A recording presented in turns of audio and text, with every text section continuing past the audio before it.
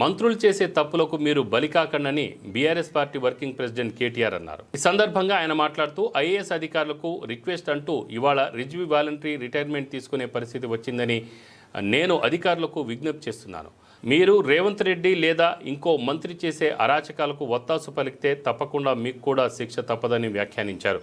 అదేవిధంగా సీఎం మంత్రులు చేసే అరాచకాల్లో మేము ఉండమని చెప్పి అధికారులు భయపడుతున్నారని, ఈ ముఠాల కొట్లాటలో మేము ఎందుకు తలదూర్చాలని అధికారులు పారిపోతున్నారని అంటేనే అర్థం చేసుకోండి అంటూ కేటీఆర్ తెలిపారు. అధికారులకు అపీల్ చేస్తా ఉన్నా, అధికారులకు విజ్ఞప్తి చేస్తా ఉన్నా.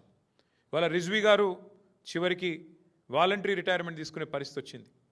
మీరు రేవంత్ రెడ్డో లేకపోతే ఇంకో మంత్రో వాళ్ళు చేసే అరాచకాలకు వత్తాసు పలికితే, వాళ్ళు చేసే అన్యాయాలకు మీరు అండగా నిలిస్తే తప్పకుండా మీకు కూడా శిక్ష తప్పదు, దయచేసి జాగ్రత్తగా ఉండండి అని చెప్పి అధికారులకు నేను విజ్ఞప్తి చేస్తూ ఉన్నా. అట్లాగే మేము ఇంకో మాట కూడా నేను చెప్తా ఉన్నా. వాళ్ళ అధికారులు కూడా భయపడుతున్నారు. వీళ్ళు చేసే అరాచకాల్లో, ఈ పాపాలలో మాకు భాగస్వామ్యం వద్దు, మేము ఉండము అని చెప్పి దండం పెట్టిపోయే పరిస్థితి అధికారులకు కూడా వచ్చింది. వీళ్ళ వాటాల పంచాయతీలో మాకెందుకు, ఈ మూటల కొట్లాటలో మేమెందుకు తలదూర్చాలని చెప్పి అధికారులు పారిపోయే పరిస్థితి వచ్చిందంటేనే, సీనియర్ బ్యూరోక్రాట్లు కూడా నలిగిపోతున్నారంటేనే ఎంత దరిద్రంగా ఈ రాష్ట్రంలో ప్రభుత్వం ఉందో, పరిపాలన ఉందో దాన్ని బట్టే చెప్పొచ్చు.